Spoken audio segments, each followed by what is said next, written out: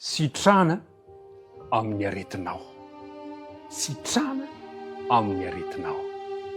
Manasanao anaraka izany loha hevitra izany hatramin'ny farany.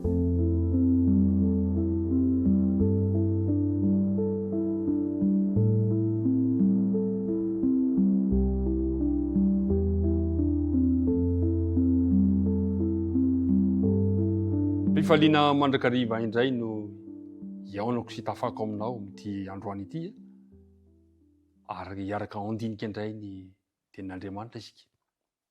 Mbola anatin'ilay tontolony hoe ny fahoriana sy ny toe-javatra maro samihafa amin'ny fiainana isika. Miarahaba antsika tsirairay avy, tsy maty fo manaina. Ny fiadanan'ny Tompo anie ho aminao sy ny ankohonanao. Ary hiaraka hivavaka isika.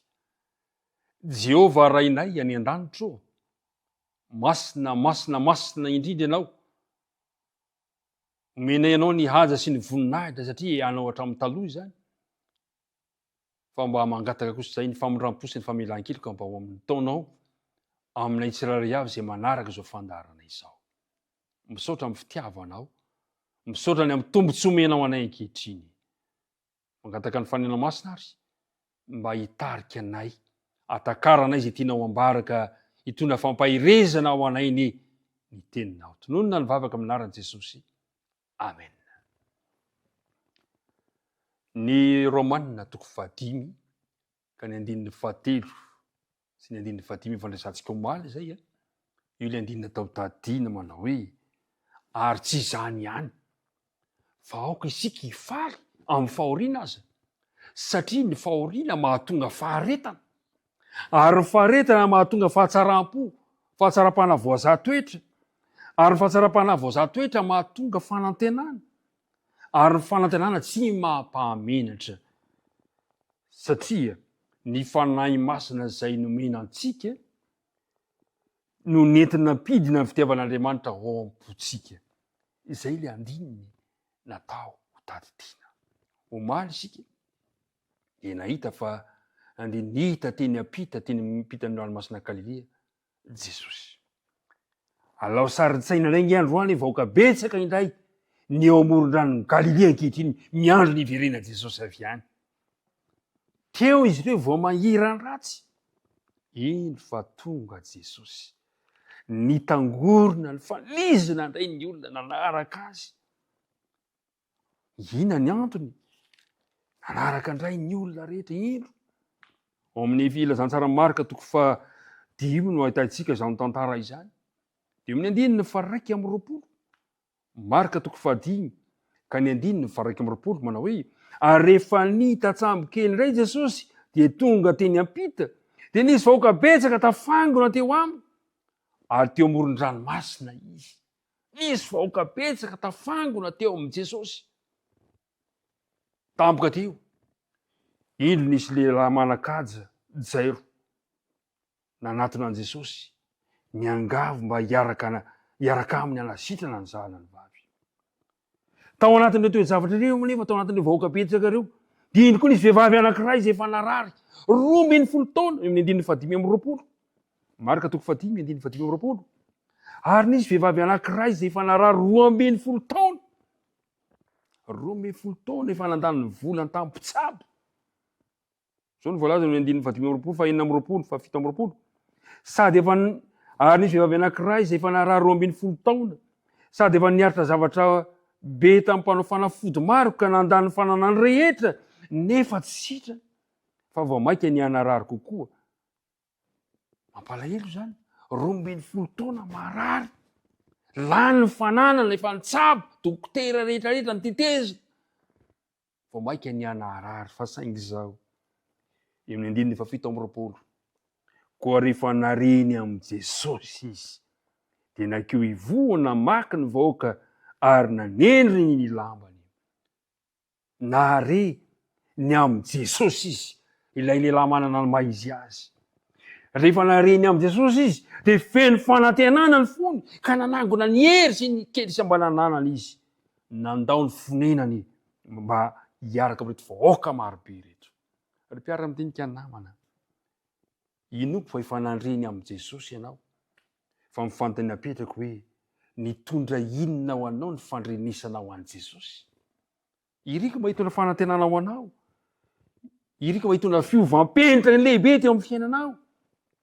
Ka handaozanao ny toerana izay misy anao ka manatona an' Jesosy. Tsy nisalasala izy. Na dia mifanisina aza ny vahoaka izy marary. Dia izao ny tao an-tsainy ity vehivavy ity, 2:20 amin'ny toko 5. Afa ho izy, na dia ny fitafiany ihany aza ny voatendriko, dia ho sitranao. Zany ny fanantenana tao anatiny. Ny fanantenana tsy mampahamenatra, hoy ilay 9 Eny fa nanatony izy. Ry mpiara-madinika namana, ity toe-javatra ity dia mampiseho ny fiahian' Jesosy, ny fangorahany marary sy izay mahatsiaro irery. Ary ireo izay matetika no very eo amin'ny vahoaka betsaka dia jereny Jesosy manonokana. Maro ireo vahoaka fampitakosina tamin'i Jesosy. Nanaraka azy, fa saingy ity vehivavy ity kosa nanatsotra ny sandrony hikazikazy handray ny fitafiana, nandray fitahiana ny ilainy tamin'ny fotoana io. Tsy hoe akory ny fikesihany tamin'i Jesosy nanasitrana azy. Tsy hoe akory ilay fitafian' Jesosy misy hery mahagaga nahasitrana azy. Tsia, ny finoan'ilay vehivavy nahasitrana azy. Ny finoana. Ry mpiara-madinika namana, ain'i Jesosy ny manavaka ny fanendrena avy amin'ny finoana sy ny kisendrasendra amin'ny vahoaka tsy mihevotra izany. Izao ny voalaza eo amin'ny 7:20. Ary niaraka tamin'izay dia ritra ny loharanona aretina ka tsarony tao amin'ny tenany fa sitrana izy. 9:30. Ary hoy izy taminy, hoy Jesosy, anaka, ny fonao no nahasitrana anao. Mandehana soma tsara ary sitrana amin'ny aretinao. Tiako amin'izao ray izao mba hiteny amin'izany amiko Jesosy. Sitrana amin'ny aretinao. Ny fonao no nahasitrana anao. Azon'ilay vehivavy natao ngeny janona tany an-trano. Raha nareny amin'i Jesosy, ve za Jesosy dia nijanona teo am-pandriana ihany izy. Azony natao ihany ngeny mbola niaritra ny fijaliana sy ny fahakiviany, fa tsy izany no nataony. Fa rehefa nareny amin'i Jesosy izy, dia nanapa-kevitra hitady azy. Ary dia nisy fanantenana fa hositraniny. Tsy ampy azy anefa ny nahita Jesosy teny lavitavitra teny, fa indro izy fa nanatona akaiky mihitsy. Ny mpiara-madinika namana, aza mitazan-davitra an' Jesosy fotsiny, fa manatona akaiky. Hoy izy eo amin'ny filazantsara Matteo 4:40, 7:20 manao hoe, makanisa ty amiko ianareo rehetra izay miasa fatratra sy mavesatra entana, fa izao anomenareo fitsaharana.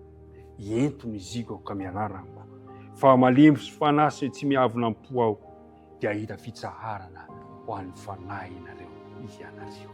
Androany ary, dia tiako mba hiteny eo amin'ny tokantrano misy anao. Tiako mba hiteny amin'ny aretina mahazo anao Jesosy manao hoe, sitrana amin'ny aretinao, dia ho sitrana ianao noho ny fonao.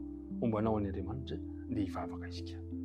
Andriamanitra ray be fitiavanao, misaotra anao izahay, miamby izany fampahireza ny teninao izany. Azonao iantoka fa tsy miova ny teninao, ka raha nanasitrana tamin'ny fotoanandro, dia mbola afaka nasitrana anay ianao ankehitriny. Mitenena ary androany amin'ireo aretina mahalaky mahazo anay, amin'ireo aretina mitaiza anay, dia mba ho sitrana izahay satria mino fa hianan-kery sy hiasa ty anatinay ny teninao. Tinonona sy angatahana mivavaka aminarany Jesosy. Amen.